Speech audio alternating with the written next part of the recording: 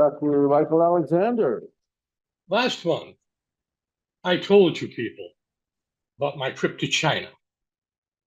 But there was an article in it that I didn't tell you about, and that was my trip on the Trans-Siberian Railroad. Now, the Trans-Siberian Railroad isn't a railroad. It's a palace on wheels.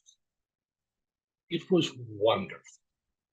The finest china, the wine, heck, the water out of the coolers was something to die for. So I was feeling pretty pleased with myself.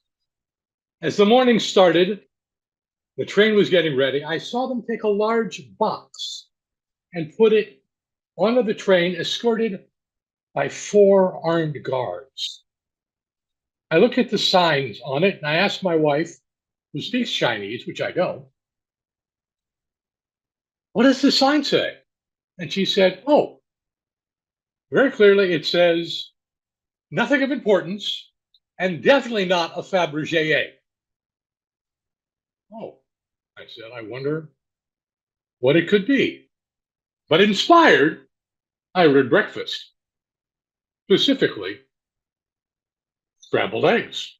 What else? As the train took off and I sat before the most magnificent of meals, the eggs with bacon, with again, a delightful wine, a wonderful aroma, and I realized the sound of sizzling bacon beside me wasn't bacon. It was the sound of motorcycles.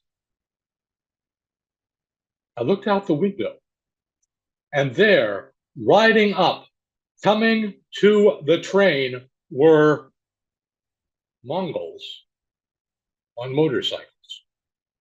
Now, Mongols ride motorcycles when they can't get camels, and you understand camels are sometimes a little difficult to work with.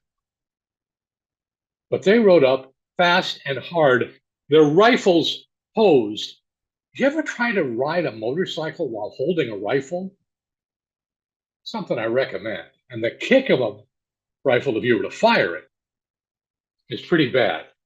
But I realized the train was about to be. So what does a man do when he realizes the train is about to be robbed? Well, the first thing you do is you finish the bacon, because nobody in their right mind is going to let bacon go to waste. And I grabbed and I downed my wine, and my wife said, don't do anything foolish, dear. I said, foolish? Me? Foolish? That's my middle name. I ran the door to the car. I opened the door. I climbed up the ladder.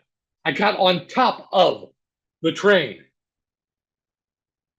And as I sat there, watching carefully, I suddenly felt a large thump.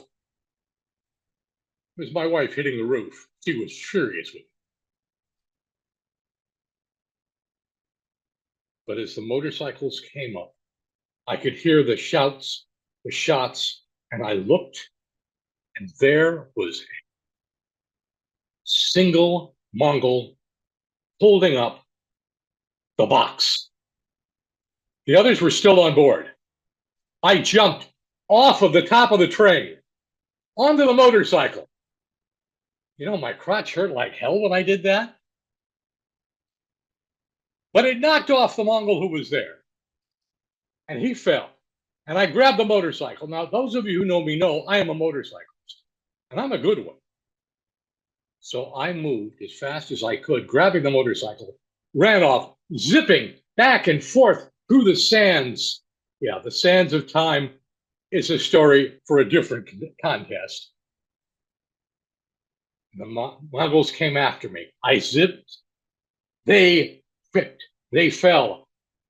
I got ahead of them further and further. I got to where there was actually not sand, but actually hard road. And I rode and I rode and I rode till I got to the police station. And they looked at me and said, "Why are you carrying a box of Fabergé eggs?" I said, "I'm not. It says very clearly, not Fabergé eggs." They said, "You lie." Or at least I think that's what they said. They were speaking Chinese. Can't imagine why. So I wound up under arrest for stealing a motorcycle and stealing Fabergé eggs. I was a hero, but I was in jail. And all I can tell you is I think of my scrambled eggs. I'm never going to look at eggs the same way again. Mr. Toastmaster.